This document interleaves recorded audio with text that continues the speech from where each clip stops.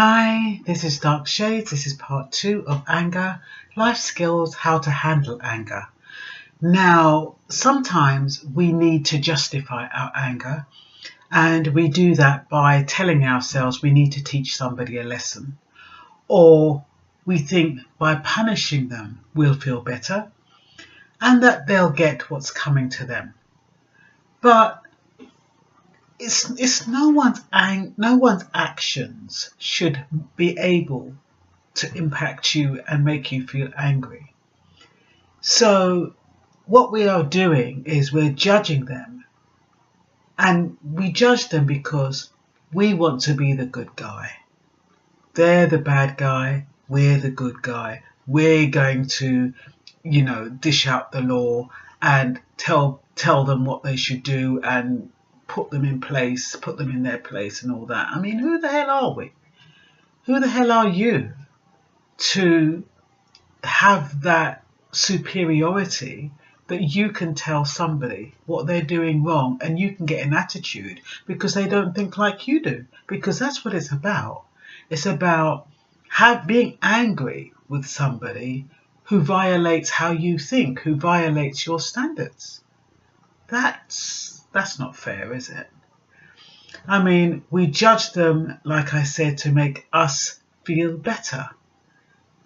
So we need to take responsibility. We need to look at the situation. If somebody's peeing you off, you need to ask why that is.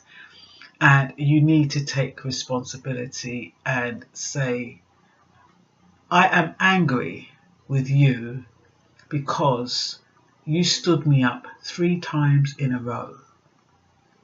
Now, you're at fault there, really, for allowing them to stand you up for 3 times in a row. You stand me up once, that's it. But that's just an example. You need to tell them how you feel. Now, sometimes if they're the person who's angry, you have to gauge it. Are they approachable? Can you talk to them?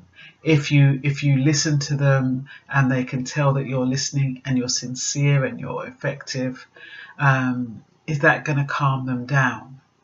Can you calm them down from their anger, or is it a bit too dangerous?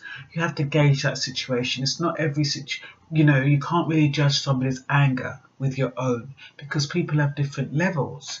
They have, they have the start, the trigger, and then it goes up and it escalates and then it goes further up and then it comes down to depression and then it comes all the way down until you come back to normal. So depending on which part you are on the anger cycle, you can't really go in and intervene, because that's why people are helping others and they get shot or stabbed or killed. So you can't gauge somebody's anger with your own. So because you might be able to be rational with your anger, it doesn't mean everybody else is. So like I was saying, nobody can control what they think all the time. So when you get angry, do you blame yourself, or is there a justification why you've got angry? There usually is a reason. And no matter how small it is, it's valid for you at that point and at that time.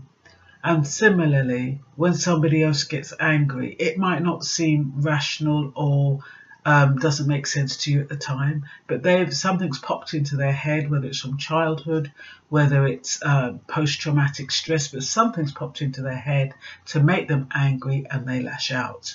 So you can't say that that behaviour is right or wrong just because you wouldn't behave like that. Other people believe that their thoughts and feelings are real. They take them seriously. They're not thinking at the time, oh, this is because my mum shouted at me when I was young. They're not thinking that, oh, because my dad used to beat up my mum in front of me, that's why I'm angry. They're not thinking, oh, I was left alone and I was abandoned, that's why I'm carrying all this emotional baggage with me now and it's making me angry.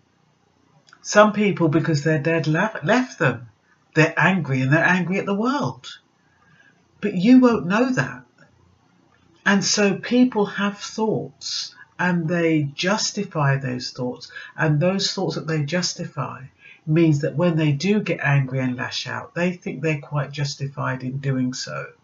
So you can't really hold other people accountable when you don't know how to, when you yourself know you don't know how to control your feelings. They obviously don't know how to control theirs.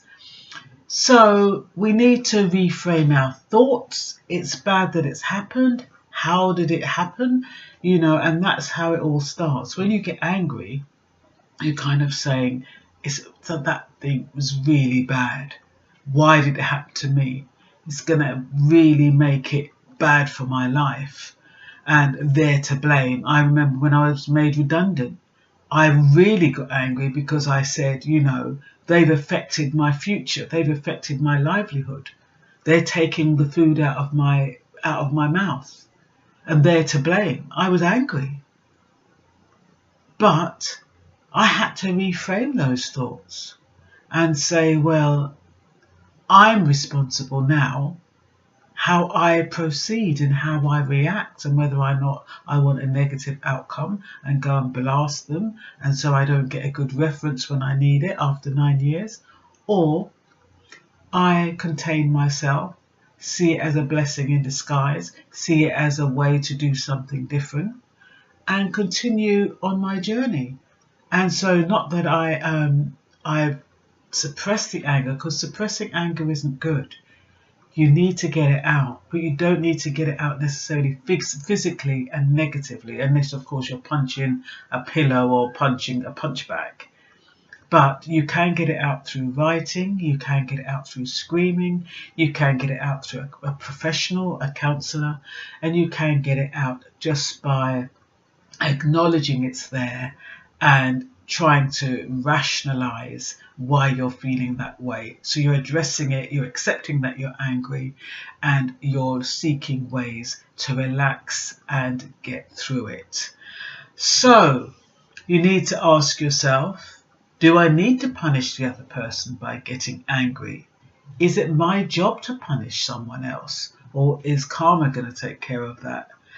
And will I be free from the anger once I've dealt it out? When you dealt out anger when something goes wrong, a lot of people, they kill people by mistake just because of anger. They meant to threaten them, they meant to, inhibit them, and they end up going a step too far because they're enraged and they end up killing someone. They call it manslaughter, but it's a fine line between manslaughter and murder.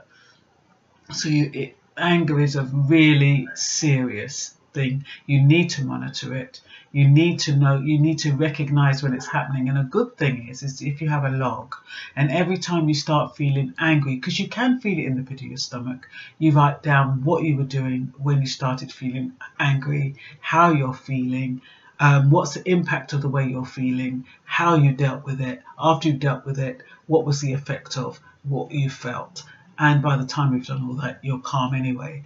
So, I hope that you found this video useful on anger, because anger, a lot of people are angry these days. They're angry because they haven't got jobs. They're angry because their partners have left them. They're angry because they can't see their children. They're angry for a multitude of reasons. And, every time they try to do something, they get pushed back. And they're angry, just angry, angry, angry, angry. So make sure you're not one of the angry ones, and make sure you don't try and defend yourself in an angry situation, and don't approach somebody who's angry, because you don't know what they're capable of doing. You don't know what they're on or anything like that. So just try to monitor yourself, so at least you're not angry and you're rational and you know what you're doing. Okay, so that's it for now. Thanks for listening.